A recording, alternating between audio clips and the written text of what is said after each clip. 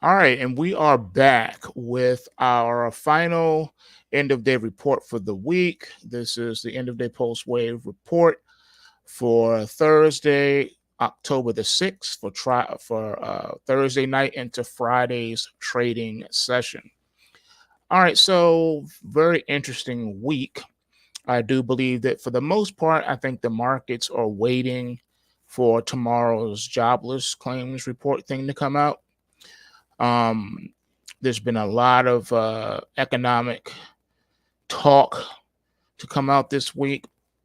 There's issues. You've had your boy Elon Musk in the news about his purchase of Twitter, and there was talk about Tesla shares, and just so many different things going on. And so, what I try to do for the most part is just focus on the pulse waves. I focus on the markets, all the talk and rumors and hearsay and fear mongering. I get that out of my head, and I don't really pay it no never mind, because at the end of the day, price is what is most important, and that's what we deal with.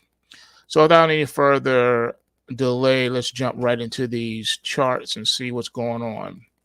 All right, so right now we have the Russell up here, and here's how the Russell is looking going into Friday.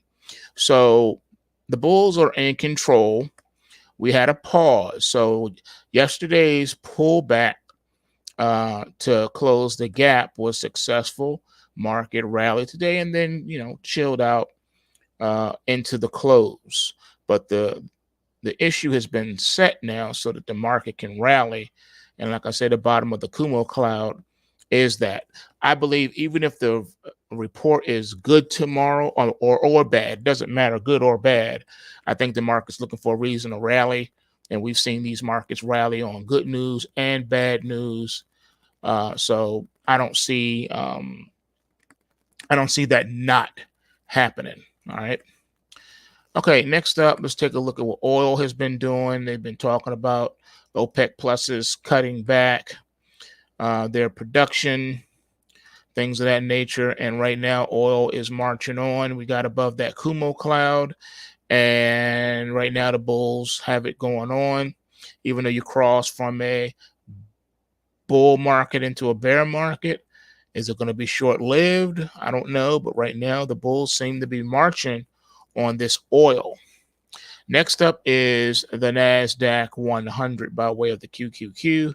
And as you see here, this market too, the bulls have this market in check right now. The back and fill that we got yesterday seems to have been successful. We did not take out that low today. The market wanted to head higher, even though it sold off a bit into the close. We still hit a new weekly high today. So successful tests. The market has everything it needs to rally tomorrow. And we're looking at a target, upside target of about $300 a share on the QQQ. As far as silver goes, well, we came into today with silver with a crash alert. And believe it or not, we didn't get any downside production. However, the bears are still in control. So I am expecting this market to pull back tomorrow. So we'll see what happens.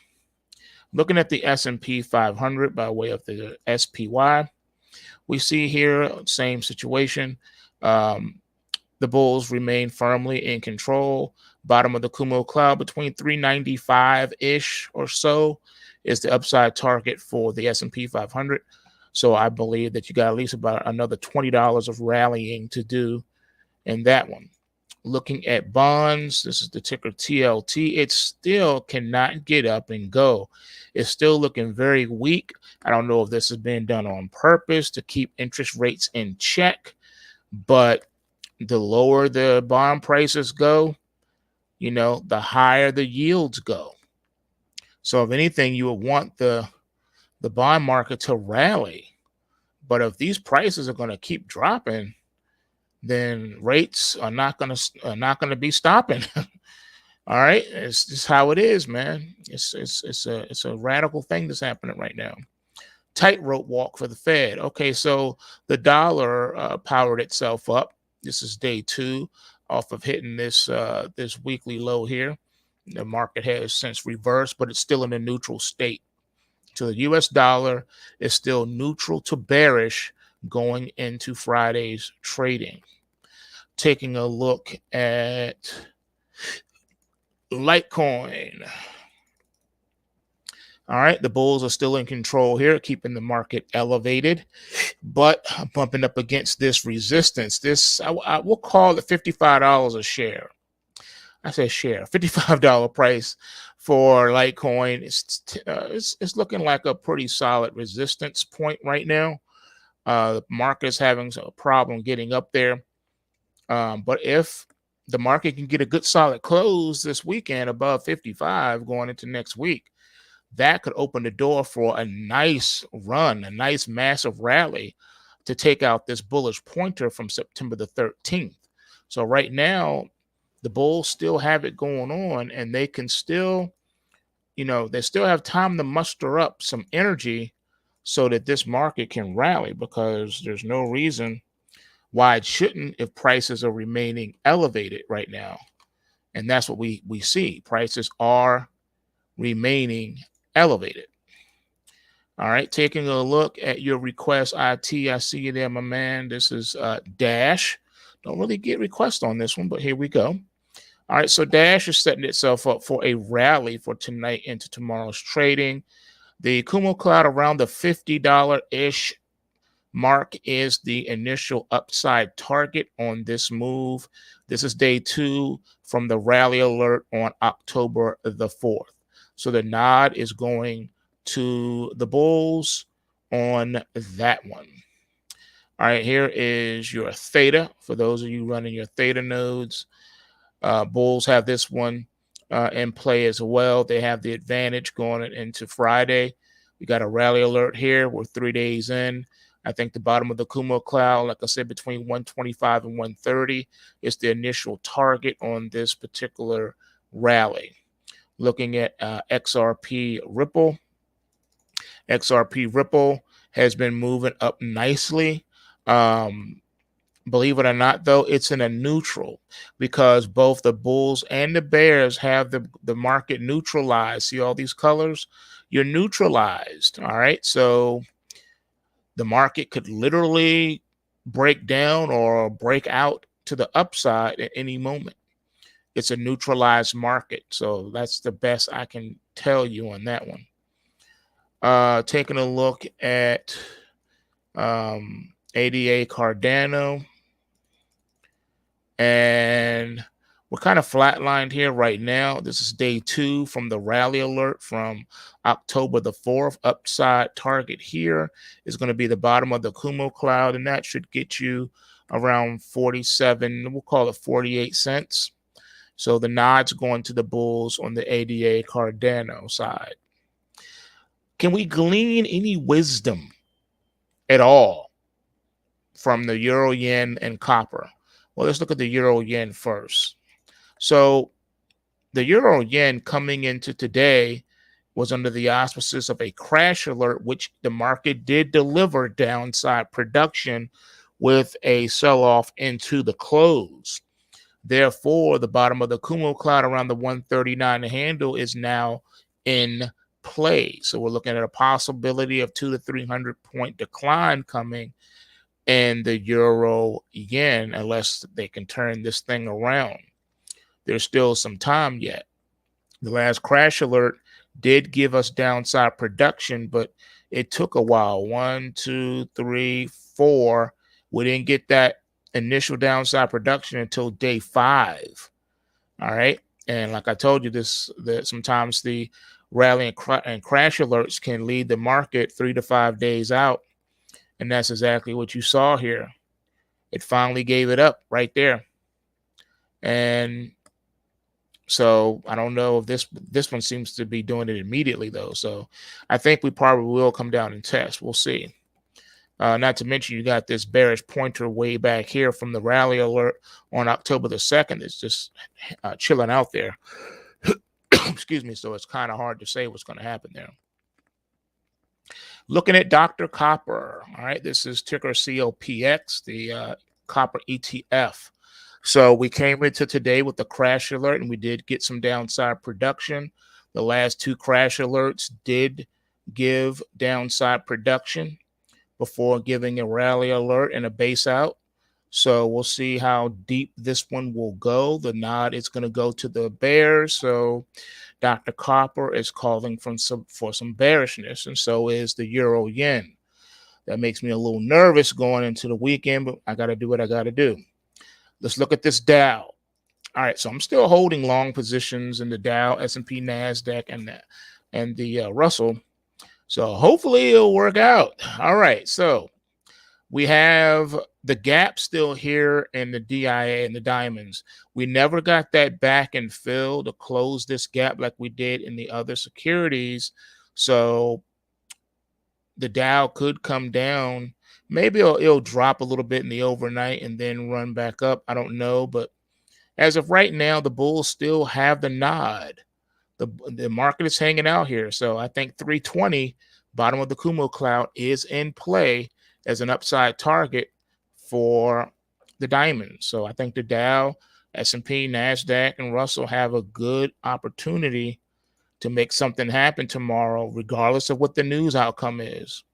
Looking at the GDXJ, the gold miners, this was a surprise. So we had a crash alert coming into today, and the market decided it wanted to rally just a smidgen. However, the bears still have the advantage going into tomorrow as the market stopped short right at the bottom of the Kumo cloud. Right, they just respected that resistance and just stopped. So the nod is going to the bears for tomorrow still. All right, the last crash alert we got did give significant downside production. So did the one prior to that. So did the one prior to that. Will this one be the difference maker? We shall see. I think the downside is coming, though, in the GDXJ. And last but not least, let's take a look at gold by way of the GLD. And as you can see here, it is suffering a bit with the bottom of the Kumo cloud acting as a key resistance. But it's still not over yet. The bulls still have control. They can do a push here tomorrow. They can do a push, and gold can still rally and get itself into the Kumo cloud and hit initial upside target. I think the potential now for gold to hit 165, I think GLD can hit 165 if enough momentum comes into play here. So, yeah, we got a mixed bag, but we'll see what happens. I think a lot is going to be contingent upon what the jobs report indicates tomorrow. And I just have a sneaking suspicion that, good or bad, the market will use that as an opportunity to rally. So Take Back Friday could be in full effect since it's been a somewhat muted to down week. Not down hard, but, just flat. All right, so with that being said, you know what to do. Smash that like button, and remember, bulls make money, bears make money, and pigs get slaughtered. So remember to take what you can and give nothing back. And if you haven't already done so, head on over to PulseWaveTrading.com. Take the 14-day challenge. See how much money you can make within the next 14 days, free of charge. All you got to do is go to PulseWave Trading and sign up, and you'll get access to the dashboard with all these goodies. And with that being said, I'm out. Wait a minute. Kurt, what up, peoples? Sure, I can. You came right in the nick of time because I was just about to call it, my man. All right, let me hook you up. So you want to look at Charter. Let's see here. CHTR.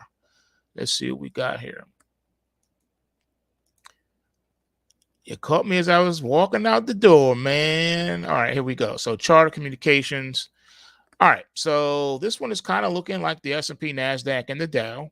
You had your rally alert here on October the 3rd, and the market gave you some sideways market action 3 days in a row. Bulls still have the advantage going into tomorrow's Take Back Friday. I believe that the bottom of the Kumo cloud between the 430 and 440 mark should be the upside target on this particular one. All right. I do believe I have this on the dashboard, right? If not, shoot me a message and I can add it. All right, that's all we got time for tonight. So everyone, you got your marching orders. The PulseWave reports are out. Just peep your dashboard, and happy trading to you. And everyone have a great and fantastic weekend. Peace.